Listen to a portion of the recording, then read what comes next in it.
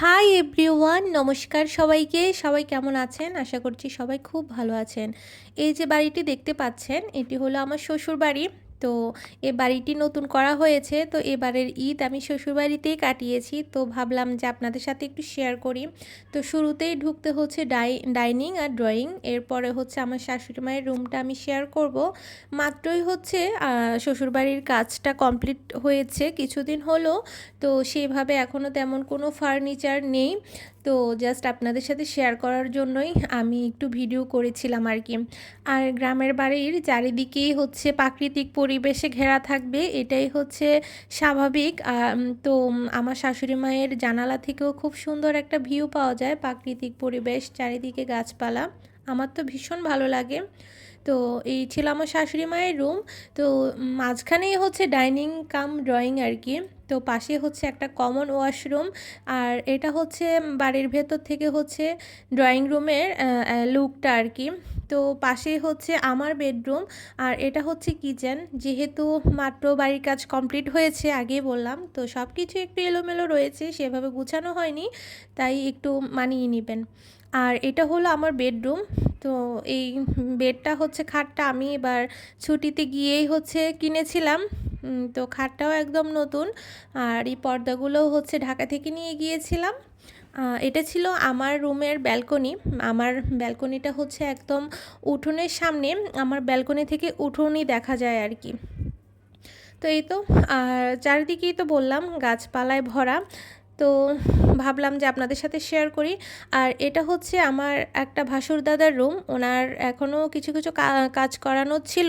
তো সেই কাজগুলোই আর কি হচ্ছিল ওনার রুমে, ব্যালকনিতে। তো এখন হচ্ছে আমার বড় ভাসুর দাদার রুমটা আমি আপনাদের সাথে শেয়ার করি। তো যেহেতু আমরা কেউ বাড়িতে থাকি না, শুধু শাশুড়ি মাই থাকে, তো তাই জন্য সেভাবে এখনও তেমন কোনো ফার্নিচার নেই। আর পুরনো ফার্নিচার যা ছিল, ডাইনিং টেবিল যা ছিল, ওগুলো সব ফেলে দেওয়া হয়েছে। তা আবার নতুন করে বাড়ি সাজানো হবে। তো এটা হচ্ছে আমার ভাসুর দাদার রুম ছিল।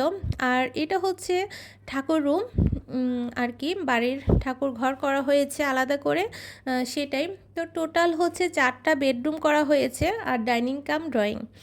আর এখন হচ্ছে আমি একটু ছাদে নিয়ে যাচ্ছি আপনাদেরকে, যেহেতু বাড়ির চারপাশটাই গাছপালায় ভরা। তো আমার তো ভীষণ ভালো লাগে।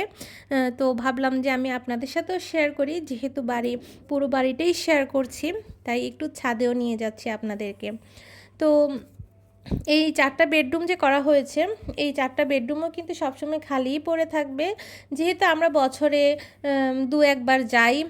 আর এই প্রথম আমি বিয়ের পরে শ্বশুরবাড়িতে অনেক দিন থেকেছিলাম। তো বেশ ভালো লেগেছে। আসলে বিয়ের পর থেকেই একদম কন্টিনিউ আমরা তো সবাই ঢাকায় থাকি, তো সেইভাবে শ্বশুরবাড়িতে যাওয়া হয় না। ওই যখন যাই 2-1 দিন থাকা হয়, তো এর বেশি আর থাকা হয়নি। তো এবার বাড়িতে গিয়ে অনেক দিন থেকে আমার না ভীষণ ভালো লেগেছিল।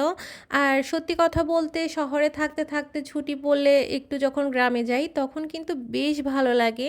আর আমার মামামের কথা কি বলবো, সে তো সব সময় হচ্ছে মামার বাড়ি বা হচ্ছে ঠাকুমার বাড়ি, এই 2টা বাড়ি খুব পছন্দ করে, কারণ সেখানে সে খেলাধুলা করার সঙ্গী সাথী ভীষণ পেয়ে যায়।